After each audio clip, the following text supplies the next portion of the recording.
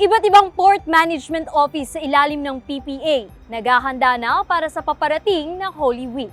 Bukod sa mahigpit na pagpapatupad ng seguridad sa mga pantalan at pagkakaroon ng mga malasakit helpdesk, nagkaroon ng mga paghahanda ang mga PMO ng PPA upang masiguro ang ligtas at maayos na biyahe ng mga pasahero. Sa PMO Masbate, nagkaroon ng inspeksyon para siguruhin ang maayos na pasilidad gaya ng covered walkway. Ang PMO Surigao naman ay inihanda na ang mga fast lane para sa mga pasahero na maliliit na bag lamang ang dala. Gayon din para sa mga senior citizen, persons with disability, buntis at may dalang bata. Nagkaroon din ng inspeksyon ang PMO Misamis Oriental Cagayan de Oro sa mga kalapit na kalsada patungo sa pantalan upang mapaghusay pa ang paghahanda sa seguridad. Ang PMO Negros Occidental Bacolod Banago Bredco naman ay nagsagawa ng port clean-up. Inilagay din ang PTB fee booth sa entrance ng terminal building upang masiguro na nasa covered PTB at walkway ang mga biyahero.